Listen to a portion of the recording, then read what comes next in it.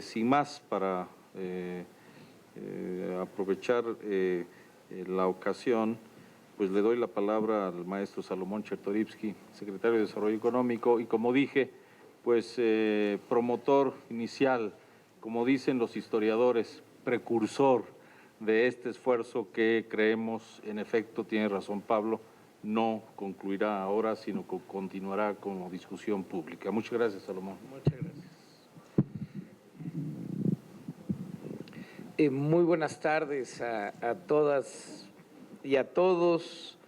Permítanme iniciar agradeciendo al profesor Eduardo Vega, nuestro querido director de la Facultad de Economía de esta Universidad Nacional Autónoma de México, pero además honrosamente el presidente del Consejo Económico y Social de la Ciudad de México, y mi profundo agradecimiento con el maestro Vega por el papel que ha jugado en esta discusión, en este diálogo, y sobre todo en el nunca quitar el dedo al renglón de los temas relevantes para la ciudad y para nuestro país. Eduardo, yo lo aprecio profundamente y de verdad te pido además que le transmitas un agradecimiento profundo al señor rector, porque en todo momento nos estuvo apoyando. Me entusiasma el que esté hoy aquí Luis Raúl González Pérez, nuestro presidente de la Comisión Nacional de los Derechos Humanos, porque el presidente de una de las instituciones más relevantes del país en las últimas décadas le dio una dimensión diferente al diálogo que hoy tenemos. Lo decía Pablo, de alguna manera, este no es un tema de econometría, de ecuaciones y de estadística, que algunos nos educaron muy bien en ese terreno. Este es un tema de lo que queremos ser y de lo que tenemos que ser y lo que tenemos que cuidar para ser. Y creo que el trabajo que realizó el año pasado la Comisión Nacional de los Derechos Humanos puso el dedo sobre la llaga y nos dijo: no solo el salario mínimo es o no, el no tener el salario mínimo que marca la Constitución, no solo incumple con la propia Constitución, sino que el no cumplir con la Constitución refiere a no cumplir con el basamento de la posibilidad del cumplimiento de otros derechos. Creo que de verdad el presidente de la Comisión Nacional de los Derechos Humanos y su equipo que trabajó en este texto que se hizo público el año pasado, lo digo con toda claridad, con toda precisión, puso el dedo sobre la llaga, y el hecho que con valentía, con honestidad y con absoluta transparencia el presidente González Pérez nos haga favor de estar aquí, pues para nosotros es un enaltecimiento de un esfuerzo que lleva cerca de 3 años. Su presencia, señor presidente, para nosotros es nada más que un bálsamo, ahora sí que en el desierto. Señor presidente, es un honor, es verdaderamente, pues solo tenemos agradecimiento hacia usted y a la comisión que usted representa y el trabajo que desarrollaron en este tema y en todos, porque al final de cuentas usted es la dignidad de nuestro país. Así que muchísimas gracias por acompañarnos el día de hoy. Y a Pablo Llanes, ya lo dijo el director de la Facultad de Economía, pues primero nos quita los temas que íbamos a hablar los demás, entonces pues ya nos las pone más fácil, pero siempre es un gusto y por favor, en la parte individual, Pablo siempre ha sido parte de esta discusión. En la parte institucional, a CEPAL, nuestro agradecimiento por lo que ha podido ser. Creo que debo iniciar agradeciendo a todos ustedes. 110 mexicanas y mexicanos, muchos amigos que decidieron echar una tarde a la semana durante un par de meses para aprender más de salario mínimo y tener mayores herramientas para poder dar un debate, una discusión y un diálogo público mejor informado, mejor enterado. Y creo que debiéramos de partir de ese tema, es decir, a raíz de la invitación que el 1 de enero del 2014 nos hace el jefe de gobierno para discutir la posibilidad de elevar los salarios empezando con el mínimo, el hecho público del debate y del diálogo en uno de los temas que menos se dialoga y menos se discute en nuestro país, que es la política económica. Porque si nosotros vemos nuestros últimos años y nuestros acontecimientos actuales, nos damos cuenta que las decisiones económicas se toman en gabinetes, se toman en escritorios y no de cara y en el debate público. Y algo que sucedió con la discusión del salario mínimo desde su inicio fue que un tema relevante de política económica se hizo público y se discutió, se esgrimió y se debatió de manera pública. Y eso en sí mismo me parece que es un hecho muy relevante que debemos de rescatar para otras discusiones. Y podría poner ejemplos, digo, ¿por qué sube o no sube el Banco de México la tasa de referencia? ¿Por qué sube o no sube el precio de los combustibles cuando sigue siendo una decisión pública? Todavía no es el mercado.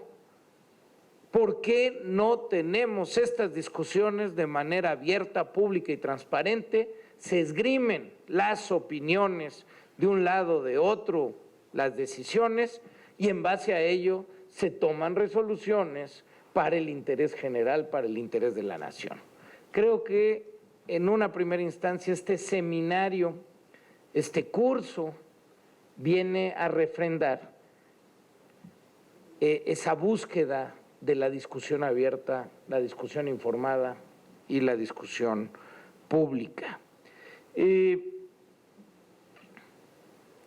Me tocó dar clase en este espacio, la última sesión, y ese día pues inicié con pues un poco de fiesta porque, bueno, era un claroscuro, porque ese fue el día en que la Comisión Nacional de Salario Mínimo determinó un salario que por primera vez en varias décadas estaba por encima del crecimiento de la inflación, daba un resguardo a la discusión que aquí se había tenido en el sentido de que pues daba la razón y lo estipuló en 80 pesos con 4 centavos.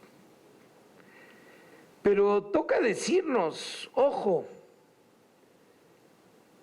desde el primer momento hemos dicho que en una primera aspiración teníamos que llegar a la canasta básica.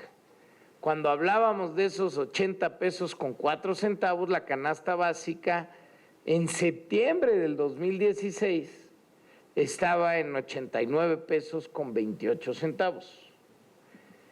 Pero ya para diciembre, con el crecimiento de la inflación de la canasta básica, esta ya estaba en 91 pesos con 3 centavos. Es decir, a lo que hoy tendríamos que aspirar, como primer espacio, es decir, que un adulto y un dependiente que percibe el salario mínimo pueda comer. Sin embargo, con los datos que acabamos de conocer de la inflación de la primera quincena de enero, hoy ya sabemos que la posibilidad de la canasta alimentaria puede estar en los 93 pesos con 30 centavos. Es decir, ese logro que celebramos el día que tuve la oportunidad de dar la clase en este seminario, en muy poco tiempo se nos quedó ya atrás. La batalla tiene que ser un primer espacio de la canasta básica, de la canasta alimentaria. Se puede conseguir, hoy es más pertinente que nunca, y yo les diría, hoy que entregaremos sus constancias como graduados de este curso, pues ojalá y muchos de ustedes que ya escucharon la teoría, las cifras, los números, se conviertan en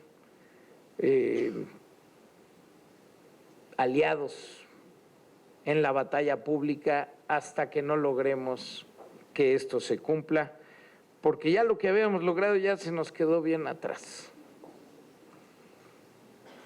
Ya esos 7 pesos que celebramos en diciembre, 4 de esos 7 ya se los comió la inflación. Caray, 4 pesos. 4 pesos, que para muchos pueden ser nada, para muchos otros son todo. Y eso es lo que no se nos puede olvidar.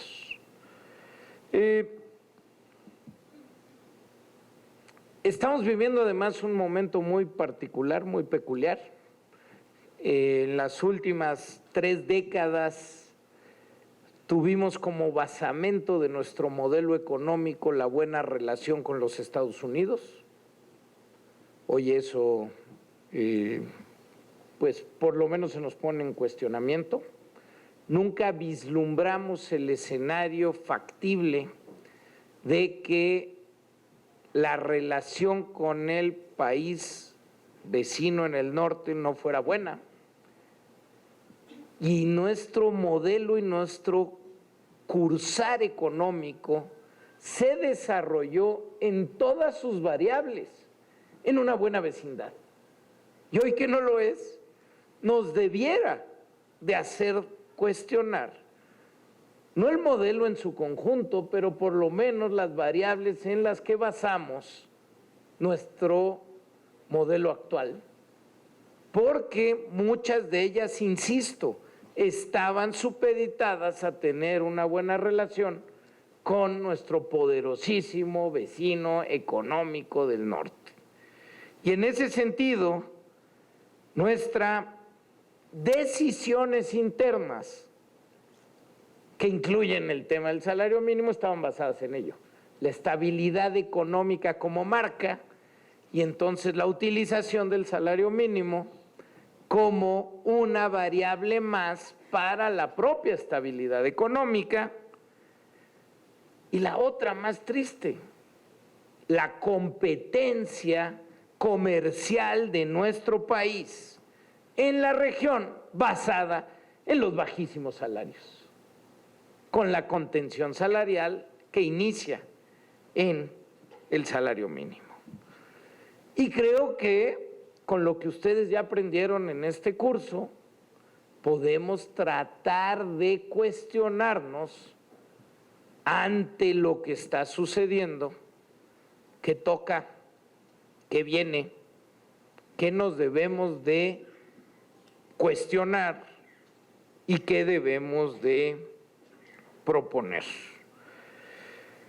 Quiero insistir en un concepto que Pablo hacía referencia y creo que es la razón por la que tenemos la fortuna de tener aquí a Luis Raúl González Pérez. No estamos hablando de economía, estamos hablando del país que queremos construir desde lo moral. Estamos construyendo las bases de lo que quieres ser, no de lo que puedes ser. Si las constituciones se hubieran redactado en base a las restricciones presupuestales, pues nada alcanzaría, caray. Abolir la esclavitud era un mal negocio. Hacer que pudieran votar las mujeres costaba. Por supuesto que los derechos que se incluyen adicionales no pueden ser matizados por la restricción presupuestal del momento. Es lo que aspiras. Y entonces construyes las condiciones económicas para lograr los derechos y las condiciones a las que aspiras. Si partimos de la base errónea, pues vamos a concretar las condiciones erróneas. Y entonces sí, pues bueno, pues mejor eliminemos el salario mínimo de la Constitución, porque presupuestalmente no da. Y como eso, pues eliminemos un montón de cosas. Y estas discusiones las tenemos todos los días. Hablaba también Pablo, y creo que hay que reiterarlo, no fue explícito, pero a mí sí, déjenme serlo, la distribución funcional del ingreso. Creo que lo vieron a lo largo del curso, pero yo quiero insistir en eso.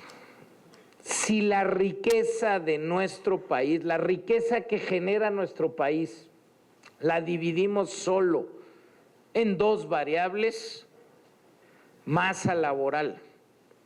¿Cuánto ganan quienes trabajan? Y ganancias de capital. ¿Cuánto ganan los dueños de la propiedad? En el mundo desarrollado, la masa laboral es 60-70%. Si te vas hacia Escandinavia, pues crece. Bueno, en nuestro país, el día de hoy, la masa laboral es 26%. Las ganancias de capital son 74%. Y lo podemos cruzar con un montón de variables, como lo está haciendo el doctor profesor de esta facultad, Jaime Ross, y nos daremos cuenta que lo que tenemos es una profundísima mala distribución del ingreso y de la riqueza en este país. Y mucho de ello, de esa terrible desigualdad, toca y corta e inicia en los bajísimos salarios que pagan las empresas, y eso nace en el bajísimo salario mínimo, que es la señal para todas las empresas de dónde empiezan y dónde nacen los salarios para los trabajadores. Si queremos construir una nueva comunidad, nadie se puede quedar atrás, y mucho menos quien trabaja. Aquel que trabaja en el mercado formal una jornada completa tendría que poder vivir con la mínima dignidad y ofrecerle esa dignidad a su familia. Y hoy no está sucediendo. Compañeros, a los 110 que se gradúan el día de hoy,